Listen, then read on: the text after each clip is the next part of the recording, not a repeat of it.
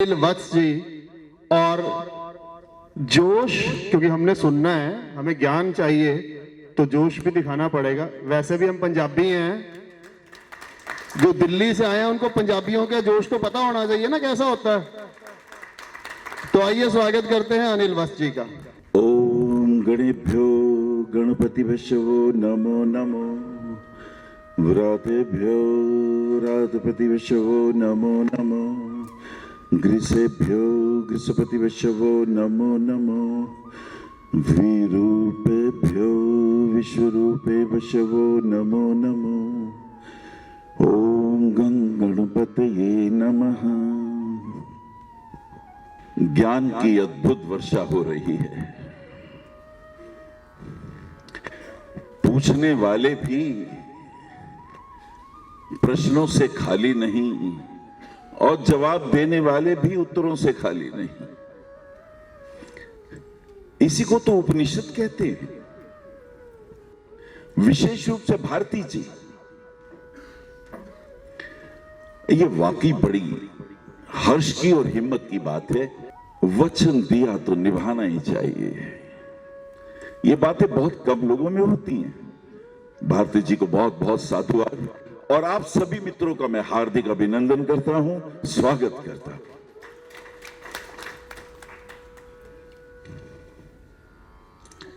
निषद मैंने बैठना, उप मैंने समीपे, समीप बैठना, सुनना।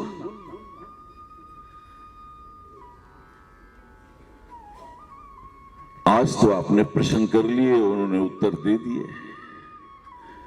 पर गुरु ऐसे उत्तर नहीं देते।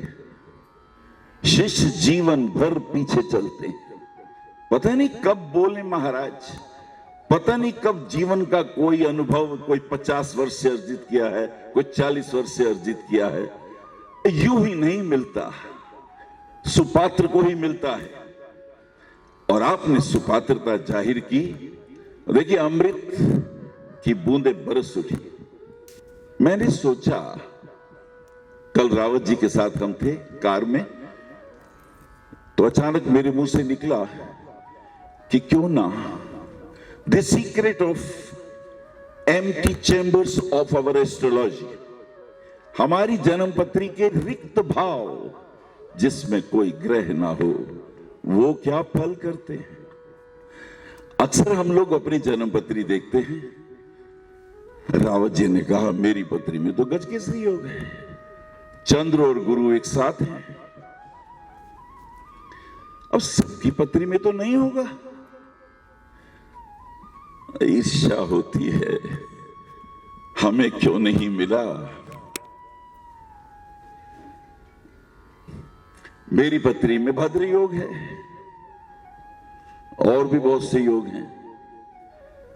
लेकिन मैंने सोचा कि जिनकी पत्री में ये योग ना हो, क्या वो फिर आकाश को नहीं छू सकते? क्या वो सितारों से गुनगुना नहीं सकते? कैसे देखें उस पत्री को जिसमें केंद्र ही खाली हो, जिसमें त्रिकोण ही खाली हो।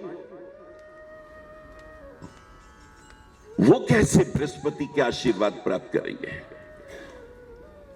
बृहस्पति देवगुरु हैं,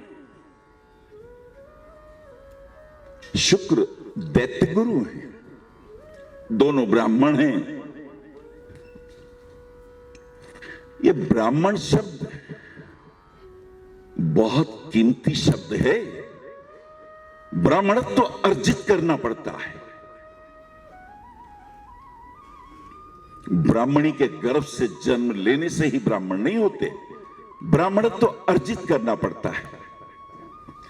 मुझे याद आती है वो एक प्यारी सी स्मृति। 10 वर्ष की शबरी, उसे पता चला मेरे गुरुदेव मतंग मुनि शरीर छोड़ के जा रहे हैं। व्याकुल हो गई, भीली, मेरे गुरुदेव शरीर छोड़ के जा रहे हैं, मुझे किसके हवाले करेंगे? मैं कैसे जीऊंगी? बच्ची घबरा गई। मतंग मुनि ने कहा, तुम्हें बहुत धैर्य रखना होगा, अनंत धैर्य रखना होगा। तुम्हारे पास आएंगे, भगवान आएंगे, तुम्हें उनकी प्रतीक्षा करनी है।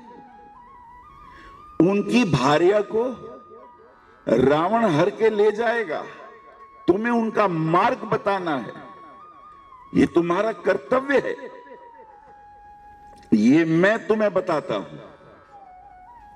अब कमाल की बात यह है, बच्चे ने पूछा कब तक इंतजार करना होगा? बोले अभी तो राम के पिता ने विवाह भी नहीं किया।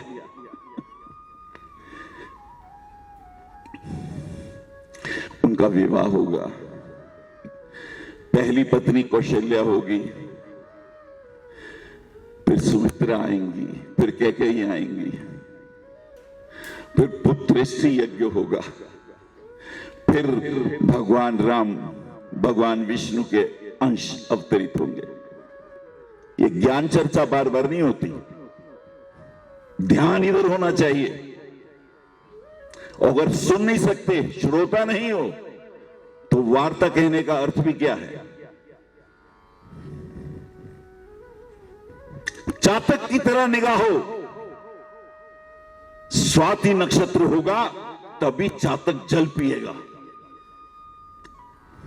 बादल तो बहुत बार कड़कते हैं, पर स्वाति नक्षत्र जब हो, चातक तभी जल पीता है।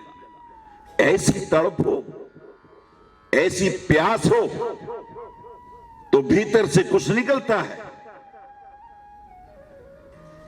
पुत्रेष्टि यज्ञ होगा और फिर राम जी आएंगे और फिर उनकी प्रिय माता उन्हें जंगल भेज देगी,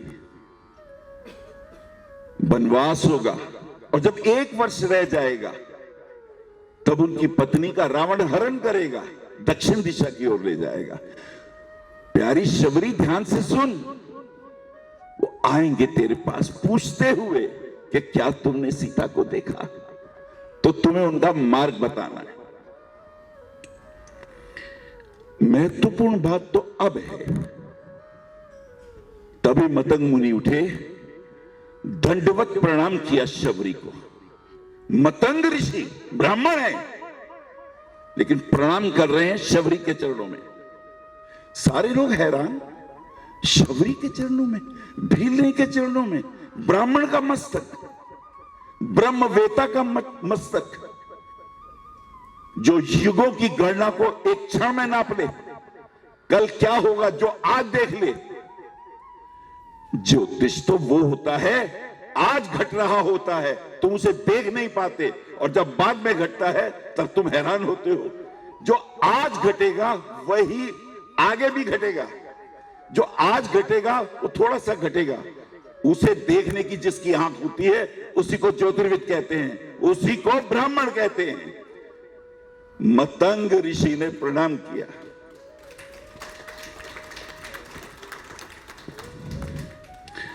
बोले शबरी, तुझे प्रणाम इसलिए है, मैं तो नहीं रहूंगा, मैं तो शरीर छोड़ के चला जाऊंगा, पर तू भगवान विष्णु के अवतार को इन आंखों से देखेगी। मैं अभी तेरी आंखों में प्रभु श्री राम को देख रहा हूं। इसे कहते हैं दूरदृष्टा, इसे कहते हैं दिव्य दृष्टा।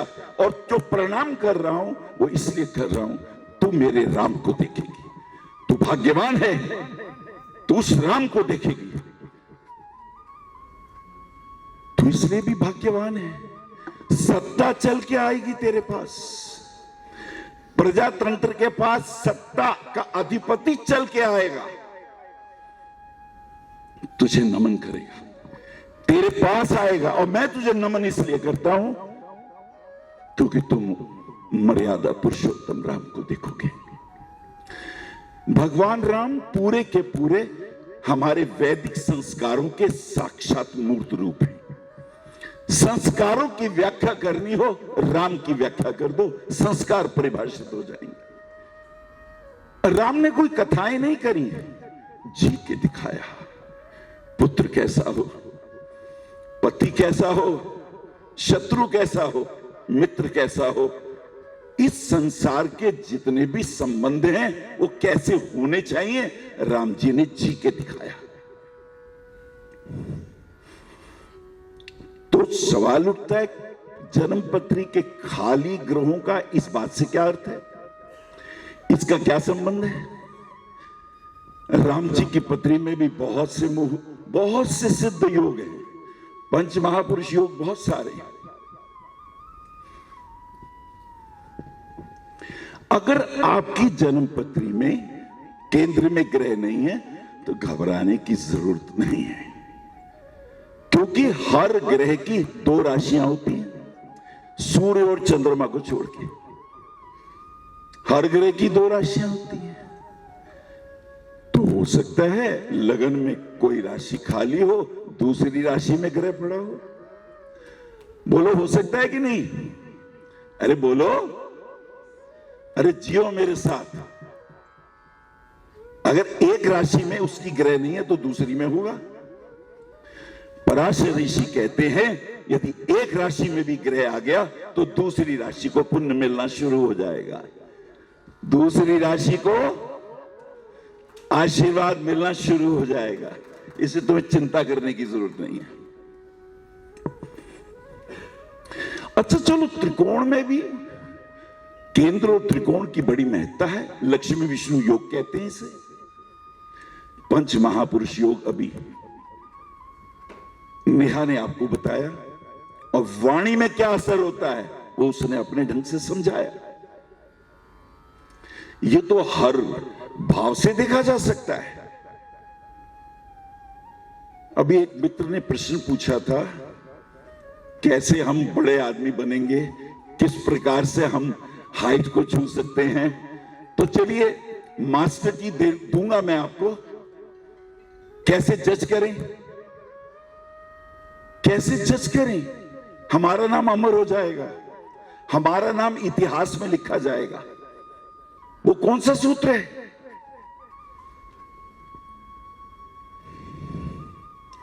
जन्मपत्री का आप जितने भी व्यक्ति हैं इस सूत्र को ध्यान से सुने। जन्मपत्री का 6ठा भाव, जन्मपत्री का 7वां भाव, the lord of 6th house and the lord of 7th house both are placed in the kendra either from the lagna or from the moon। चंद्र लगन से या लगन से यदि 6ठे और 7वें भाव के स्वामी केंद्र में हो, इस व्यक्ति की कीर्ति अपने परिवार में, अपने नगर में, अपने देश में जानी जाएगी। ये सूत्र नोट कर लीजिए। मजा नहीं आया क्या? ऐसे बैठे हो जैसे सोए हुए बैठे हो। और अगर ये कहें अंतरराष्ट्रीय स्तर पर भी जाना जाए तो चलो 5वां घर और जोड़ लो, the lord of 5th house, the lord of 6th house, the lord of 7th house. अगर ये केंद्र में है लगन से या चंद्र लगन से, अंतरराष्ट्रीय स्तर पर यह व्यक्ति जाना जाएगा।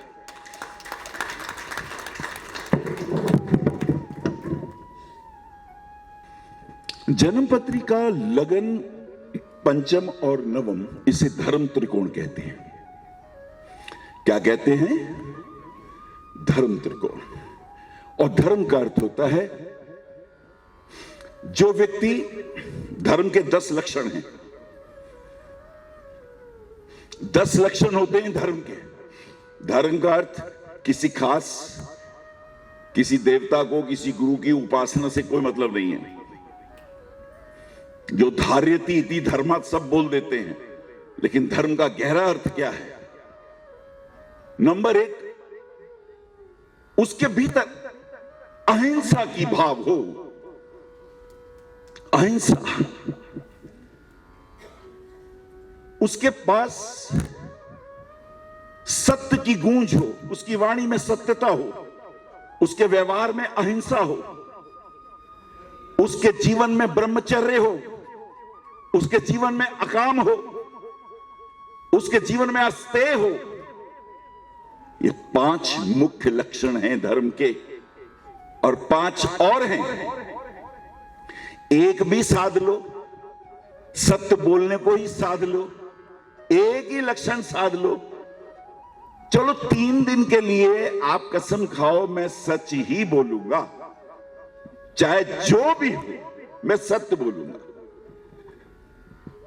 आपको पता नहीं आप क्या करने जा रहे हो। अगर आपने 3 दिन सत्य बोलने की बात कह दी, 3 दिन इसलिए कि 2.25 दिन में चंद्रमा एक राशि क्रॉस कर लेता है, तो आपको एक नक्षत्र का पुण्य मिल जाएगा। चंद्रमा जिस भी नक्षत्र में होगा उसका पुण्य मिलेगा, वो नक्षत्र सिद्ध हो जाएगा। क्या सिद्ध हो जाएगा? तुम्हारी वाणी में सरस्वती का वास हो जाएगा। किसका वास होगा? जो कह दोगे हो जाएगा, जो कह दोगे हो जाएगा। और कहीं तुमने अपना जन्म नक्षत्र सिद्ध कर लिया। जिस नक्षत्र में जन्म हुआ हो उस नक्षत्र में जब चंद्रमा आए, भाई मैं अब असत्य नहीं बोलूंगा, अपने नक्षत्र को सिद्ध करो। तुम्हारे नक्षत्र का देवता तुम पर आशीर्वाद दे देगा। चलो किसी का रोहिणी नक्षत्र है, तो जब चंद्रमा रोहिणी नक्षत्र में आए 2.25 दिन झूठ मत बोलना, 3 दिन तक झूठ मत बोलना, चाहे कुछ भी हो जाए।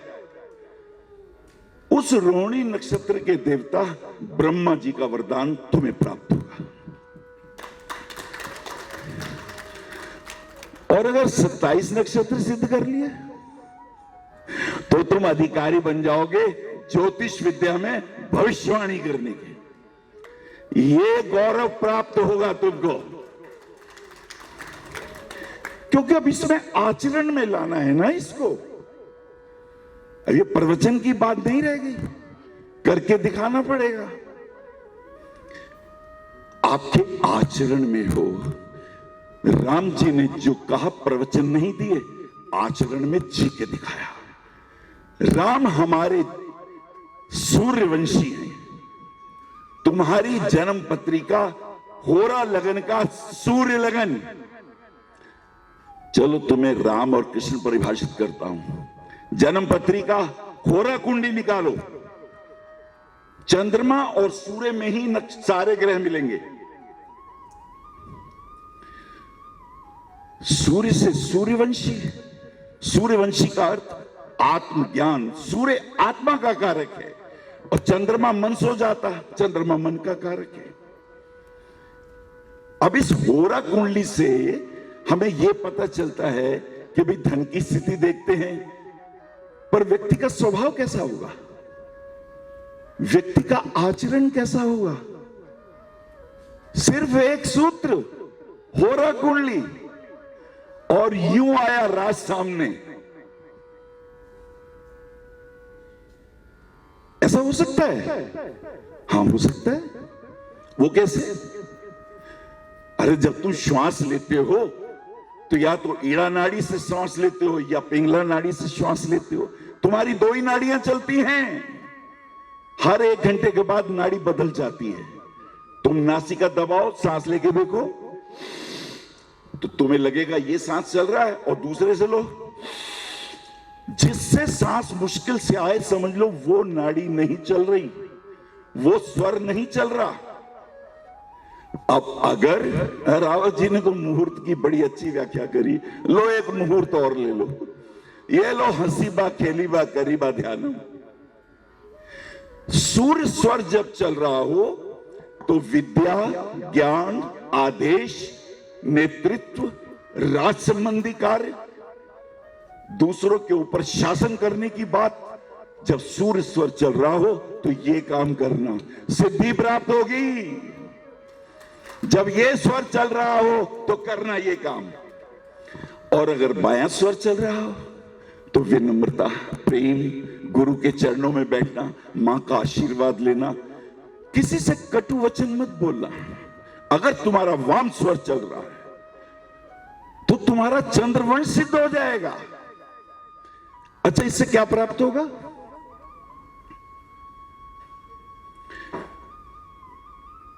तुम्हारी दशा महादशा कैसी जाएगी इसका ज्ञान हो जाएगा। अक्सर हमें लगता है भाई अब तो गुरु की महादशा आ गई और गुरु तो हमारे केंद्र में है, त्रिकोण में है, ये तो अच्छा फल मिलेगा हमें। वत्स जी ने कहा था, रावत जी ने कहा था, वाकई मिलेगा क्या?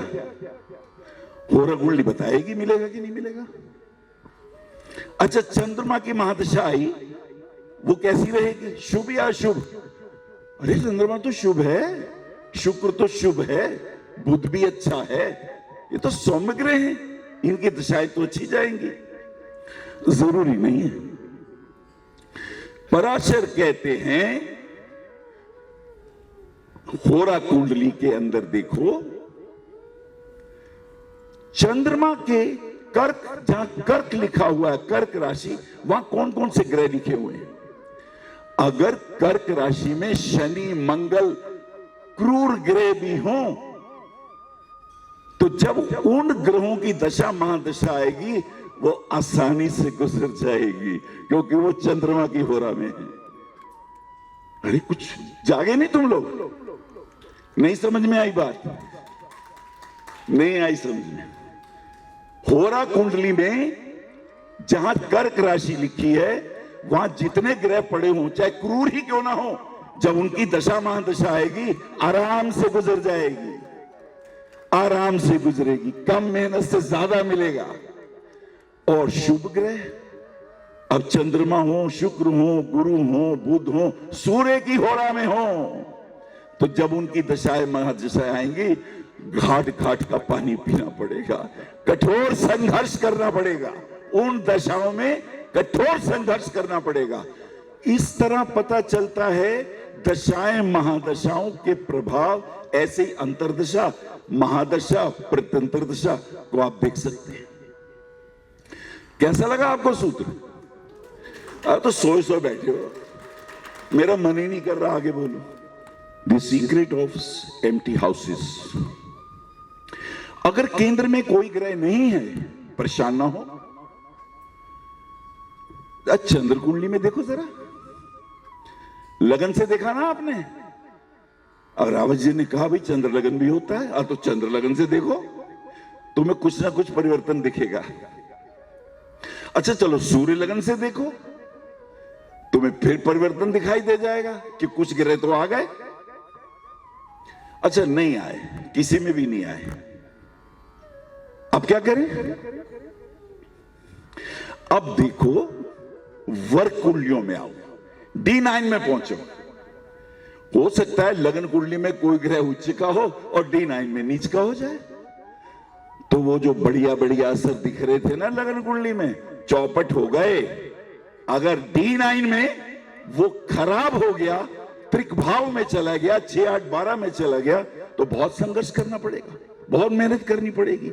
लगन कुंडली में तो बहुत बढ़िया थे और D9 में खराब हो गए। व्यापार करना है हमें, काम करना है, कौन सा ठीक रहेगा? जो हम कर रहे हैं वो ठीक रहेगा नहीं रहेगा, ये कौन बताएगा? कौन सा ग्रह बताएगा?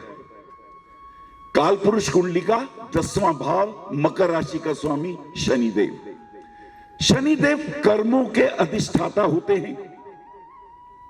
आओ ब्रह्मांड में लेके चले। सूर्य के पास मंगल है, मंगल से आगे जुपिटर है, और जुपिटर से आगे लास्ट ऑर्बिट में शनि है। वो जो शनि लास्ट वाला है वो तुम्हारे कर्मों का नियामक है। पिछले अनंत जन्मों में तुमने जो भी कर्म किए हैं उसका कंट्रोलर सैटर्न है, शनि है। क्योंकि काल पुरुष की कुंडली, परमात्मा की कुंडली में शनि मकर राशि 10th हाउस में आती है। तुम सबके कर्मों का अधिपति शनि है लास्ट। पर वो कर्म किसको मिलेंगे? किसको मिलेंगे? जीव को। तो उसके बाद अंदर की तरफ कौन सा ग्रह है? जुपिटर। और जुपिटर को क्या कहते हैं? जीव। तुम जीव हो, वो कर्म उसको धारण करोगे तुम, वो तुम जीव, वो जुपिटर।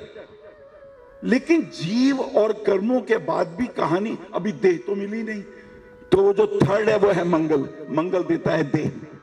क्या देता है मंगल? फिजिकल बॉडी मंगल देता है। तो शनि कर्म, गुरु जीव और मंगल देह, और वो जो बराबर में सूर्य है वो आत्मा है।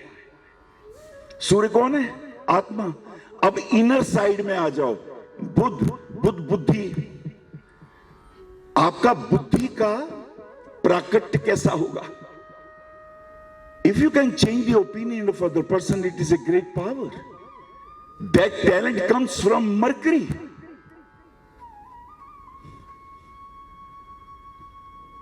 तो बुद्धि बल वहां से आएगा, और फिर बराबर में वीनस, शुक्र देगा आपको अपने जीवन का अर्धांग। इस संसार के सभी यश, सभी जीवन के आनंद, रस, भोग, ऐश्वर्य, राज सुख, सत्ता सुख, और उसके अंदर जितनी भी श्रेष्ठ स्थितियां हैं शुक्र से मिलेंगी। लेकिन अभी मन तो नहीं आया ना। और रहा चंद्रमा। चंद्रमा मन सो जाता। अब यहीं पर कमाल है, इन सब ग्रहों को कंट्रोल करने वाले भगवान शिव ने 2 ग्रह और बना दिए। स्वर भानु जो कि राहु है, वो चंद्रमा के चारों तरफ, देखिए पृथ्वी जो है उसके चारों तरफ मून घूम रहा है, और मून के चारों तरफ हमारा 2 मैग्नेटिक वे बन रहे हैं। पृथ्वी के मैग्नेटिक वे को जब चंद्रमा क्रॉस करता है, एक साउथ नोड बनता है, एक नॉर्थ नोड बनता है। साउथ नोड को कहते हैं राहु, नॉर्थ नोड को कहते हैं केतु। ये जो राहु केतु है फिजिकल एग्जिस्टेंस नहीं है, लेकिन ये तुम्हारे पिछले जन्मों के कर्मों को सामने लाते हैं, क्योंकि हमेशा रेट्रोग्रेड चलते हैं। सारे ग्रह तो आगे चलते हैं ना, राहु केतु क्या करते हैं? वक्री चलते हैं। तो ये क्या करते हैं? पिछले तुम्हारे कर्मों को, मान लीजिए राहु की महादशा आ जाए, और मान लीजिए किसी अन्य ग्रह की बुध का अंतर आ जाए, तो राहु देखो आपकी जन्म पत्री में बुध कौन से घरों का स्वामी है, उन घरों से संबंधित जो कर्म होंगे ये राहु वो लाके देगा आपको। राहु पिछले जन्मों के कर्मों को नव ग्रहों से संबंधित जो भी होंगे उन्हें लाके देगा। ये बहुत बड़ा सूक्ष्म विज्ञान है, किस तरह हम इन ग्रहों के प्रभावों से प्रभावित होते हैं। अच्छा जी गुरुजी, त्रिकोण भी खाली है, कोई बात नहीं। आप पहले देखो लगन का बल क्या है, फिर चंद्रमा का बल क्या है, फिर आप देखो सूर्य लगन से क्या है, फिर D9 से देख लो, चलो D10 से देख लो। अगर आपने व्यापार के मामले में देखना है तो D10 से देख लो। कौन सा व्यापार करें गुरुजी जिससे हमें फायदा हो? चलो मास्टर की लो, मैं हर जगह एक मास्टर की देता हूं। छोटा सा तरीका और पकड़ लो, क्या काम करे कि हमें फायदा हो। देखो तुम्हारी जन्मपत्री में शनि कहां है? शनि कहां है? कौन सी राशि में है? उस राशि से संबंधित जो कारकत्व होंगे, उस राशि से संबंधित जो कर्म होंगे, शनि इशारा दे रहा है, देख ये वाले कर्म करेगा तो मैं तुझे आशीर्वाद दूंगा। क्यों? क्योंकि शनि कर्मों का, आपके पूर्व जन्मों के कर्मों का, शनि से पकड़ लो। और इसका एक और तरीका है, आपके लगन में 10th हाउस को देखो, 10th हाउस का स्वामी आपका कौन है, और D10 में देखो वो स्वामी किस हाउस में है। लगन कुंडली का D10 को उठाओ, D10 के अंदर जाके देखो वो कौन से घरों का स्वामी है।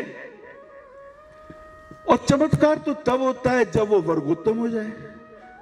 अगर लगन में मान लीजिए गुरु मिल जाए, और D9 में भी गुरु लगन में मिल जाए, D10 में भी मिल जाए, अगर तुम्हारे 16 वर्गों में एक वर्गोत्तम मिल जाए तो तुम लाखों पति बनते हो। अगर 2 वर्गोत्तम मिल जाए अलग अलग में तो तुम लाखों से करोड़पति की तरफ आते हो। अगर 3 वर्गों में यह वर्गोत्तम मिले, ग्रह स्वराशि का मिले, तो तुम करोड़ों पति होते हो। और अगर 4 वर्ग कुंडलियों में यह कॉम्बिनेशन एक से मिल जाए तो तुम करोड़ों से बहुत आगे, अरबों के पास पहुंचते हो। और अगर 5 के पास पहुंच जाए तो अमिताभ बच्चन जैसे बन जाते हो। उनकी पत्री में 5 ग्रहों के प्रभाव है। That is the secret to जज कि मैं कितना पैसा कमा सकता हूं, क्या मेरी उपलब्धि रहेगी। इसमें एक बड़ी बारीक बात है,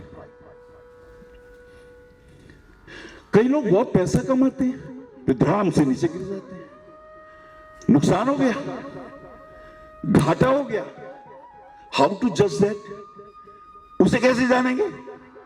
बिहारी दास जी कहते हैं, सतसैया के दोहरे जो नाविक के तीर, देखन में छोटन लगे पर घाव करें गंभीर। ज्योतिष बड़ी सूक्ष्म विद्या है।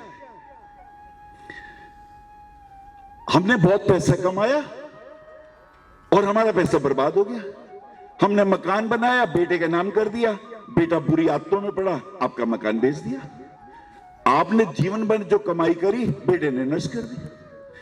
आपने बहुत रुपया कमाया, पता चला आपने शेयर मार्केट में लगाया और रुपया साफ हो गया, आप गरीब हो गए।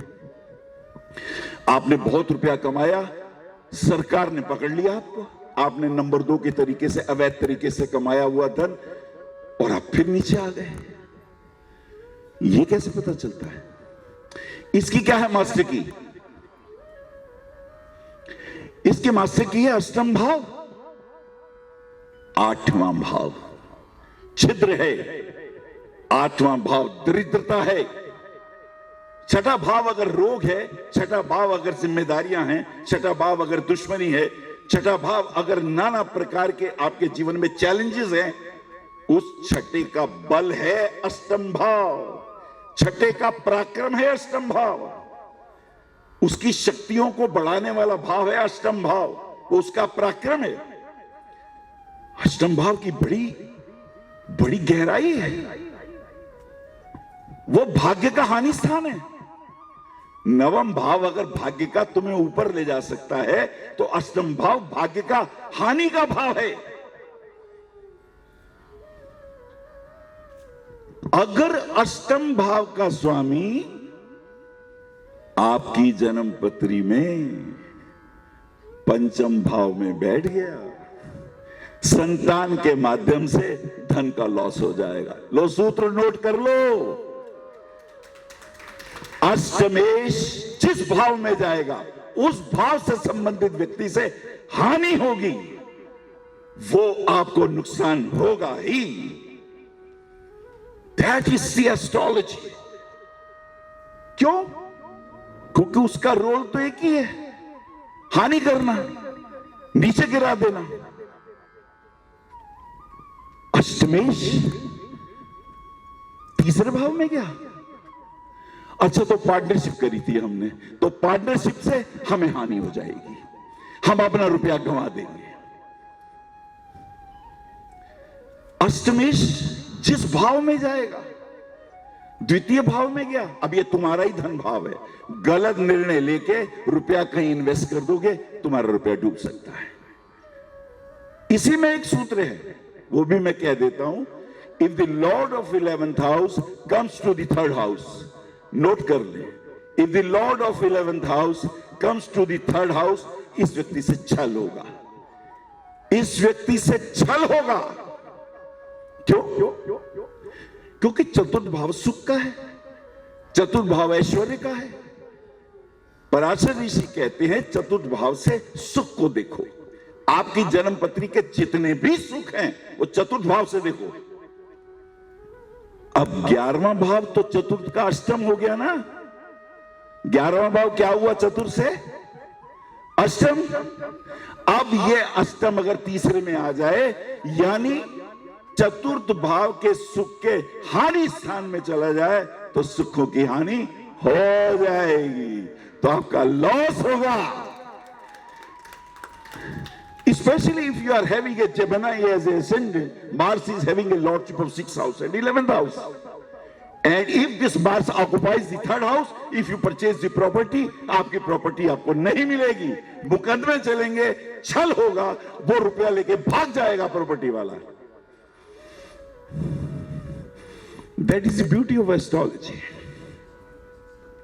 तो कुंडली में अगर ग्रह नहीं है तो चिंता ना करो, वर कुंडलियों में देखो, होरा कुंडली में देखो, दृष्टकान में देख लो। दृष्टकान बड़ा प्यारा नाम है। आपका स्वभाव कैसा है? आप सोचते कैसे हो? आप पे भरोसा करेंगे ना करें? दृष्टकान। पराशर ऋषि कहते हैं डिवाइड दी थर्ड हाउस, 3 भागों में डिवाइड कर दो। 10-10 डिग्री के 3 दृष्टांत बनेंगे। 10 डिग्री का एक, दूसरा 10 डिग्री का, तीसरा 10 डिग्री का। 30 डिग्री को डिवाइड कर दिया, दृष्टांत 3 बन गए।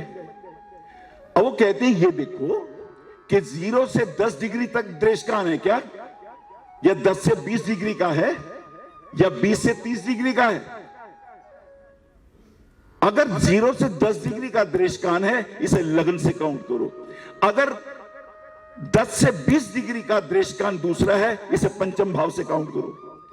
अगर 20 से 30 डिग्री का है, इसे नवम भाव से काउंट करो। इन भावों के सीक्रेट उसमें मिलेंगे, लेकिन वो स्वभाव का कैसे पता चलेगा? 0 से 10 तक अगर दृष्टांत होगा, उसका स्वामी नारद मुनि होंगे।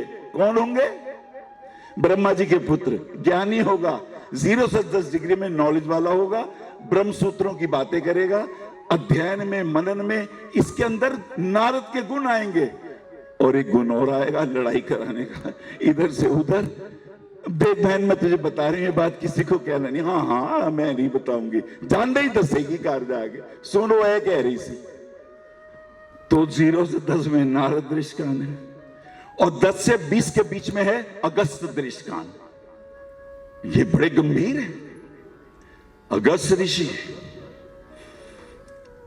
और दक्षिण भारत में जो नाड़ी ग्रंथ हैं, वो अगस्त ऋषि के कारण सुरक्षित हैं। बहुत तपस्वी हैं, बहुत मनस्वी हैं। तो 10 से 20 डिग्री में ये बच्चा बहुत गहन अध्ययन करने वाला, रिसर्च करने वाला, अपनी बात का पक्का होगा। अगर विंध्याचल को पार किया और विंध्याचल बोले प्रभु अब कब आएंगे, विंध्याचल पहाड़ बढ़ता ही जा रहा था, तो अगस्त मुनि ने उसको क्रॉस किया। बोले जब तक मैं ना आऊं ऐसे ही रही, वो आज तक झुका हुआ है, अगस्त वापस आए ही नहीं। उसका अहंकार तोड़ा, पूरे समुद्र का जल पी लिया। ये बड़े कोड वर्ड हैं इनके। और अगर 20 से 30 हो तो दुर्वासा दृष्टांत है।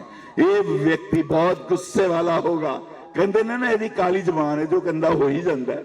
20 से 30 डिग्री के बीच में हो तो इसी से दृष्टांत। इस दृष्टांत का नाम है दुर्वासा। ये तपस्वी है, ये मनस्वी है, ये अत्रि और अनुसुईया का पुत्र है, ये शिवांश है, शिवांश है। खुश हो जाए तो आशीर्वाद दे दे, और नाराज हो जाए तो भस्म कर दे।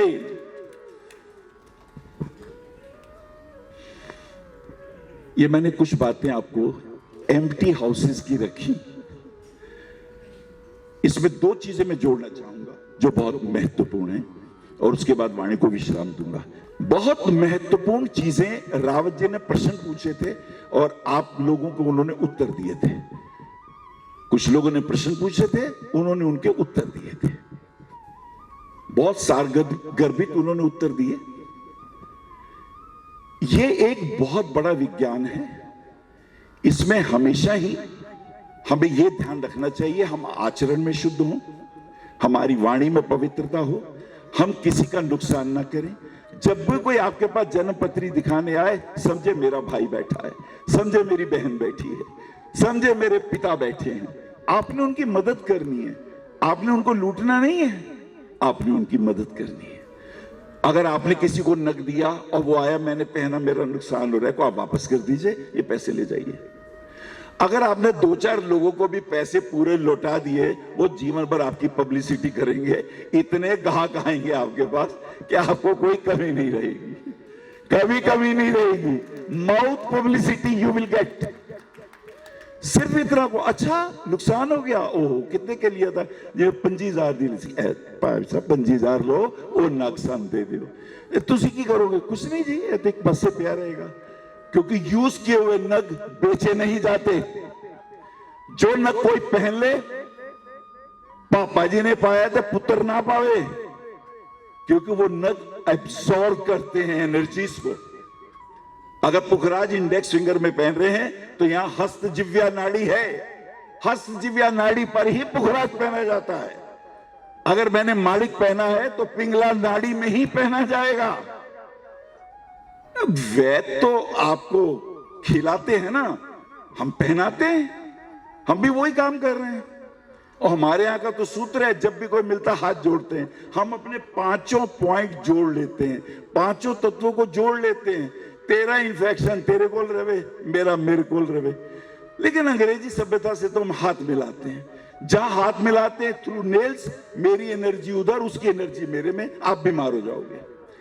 इसलिए हाथ जोड़ के ही आपने अभिवादन करना है और कभी किसी का बुरा नहीं करना है। किसी को कोई शंका है उस बात पूछने की? मुझे इतने प्रेम से सुना, मैं आपके भीतर बैठे परमात्मा को प्रणाम करता हूं, अपनी वाणी को नमन रोकता हूं। धन्यवाद। आप आचार्य श्री अनिल वत्स जी के आध्यात्मिक प्रवचन, ध्यान व ज्योतिष संबंधी मासिक राशिफल फेसबुक, यूट्यूब, www.astroanilvats.com पर भी देख सकते हैं। For appointment, भविष्य कथन, Monday to Saturday, 11 a.m. to 6 p.m. BE 279, Street number 6, Harinagar, New Delhi 110064. Phone number 98917 39999 98181 89993 981 088 7002 886-000-6030. Website www.bhavishyakathan.com. Acharya Anil Vats @gmail.com.